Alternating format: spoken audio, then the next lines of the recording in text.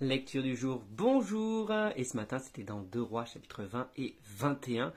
Alors, 2 Rois 20, on a déjà lu cette histoire dans les chroniques avec Ézéchias, qui va pour mourir, et Ésaïe, et en plus on l'a lu dans Ésaïe aussi.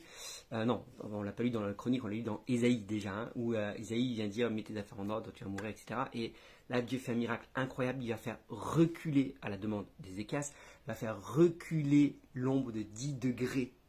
Il va faire reculer le soleil. Truc de malade. La Terre, à un moment donné, je sais pas, elle va se mettre elle arrête sa course. C'est pas juste elle arrête sa course, elle recule. Elle recule carrément. T'imagines le miracle de ouf.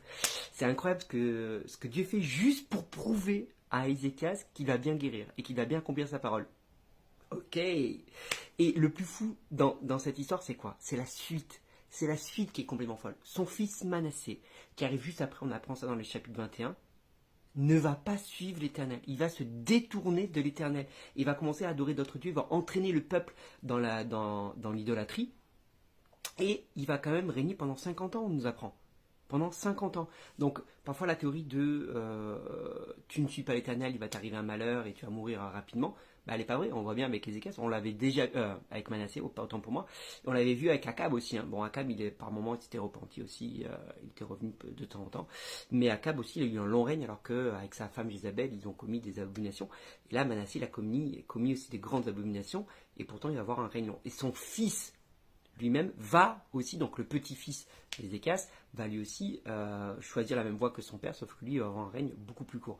Mais quand tu réfléchis à la vie de Manassé, tu te dis, attends, t'as vu la vie de ton père, t'as vu la vie d'Ézéchias, t'as vu les miracles qui se sont accomplis du temps d'Ézéchias, comment Dieu a délivré Ézéchias. C'est Ézéchias qui a vécu cette situation avec Senachérib, où il est allé de crier à l'Éternel, l'Éternel a délivré, là, il allait mourir, il a vu son père sur son lit de mort, et le soleil reculait de 10 degrés, et malgré tout ça, malgré la puissance manifestée, malgré les miracles manifestés, Manassé choisit de ne pas suivre l'Éternel, de se détourner, d'aller voir d'autres dieux. Et c'est ce que j'ai déjà dit depuis un moment, c'est que aujourd'hui les gens encore disent oui, où sont les preuves de l'existence de Dieu, où sont que Dieu se manifeste, pourquoi Dieu ne se révèle pas à tout le monde. On voit bien que même si Dieu se révélait encore aujourd'hui comme il a pu se faire par des miracles incroyables qu'il a pu faire dans l'Ancien Testament, cela ne changerait rien. Les gens ne choisiraient pas pour autant de le suivre.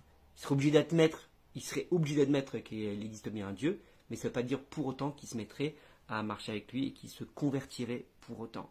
Et je le redis, je crois que je l'ai dit hier, heureux celui qui n'a pas vu, mais qui a cru. Et c'est au fond du cœur que ça se passe. Nous avons besoin d'un changement de cœur, un changement profond de cœur. Pour quelle raison Manassé n'a pas suivi l'Éternel, alors qu'il a vu des miracles incroyables, extraordinaires, et il a quand même choisi de ne pas suivre? Pour quelle raison? Ça n'est pas mentionné, on ne connaît pas la raison, mais en tout cas c'est un fait.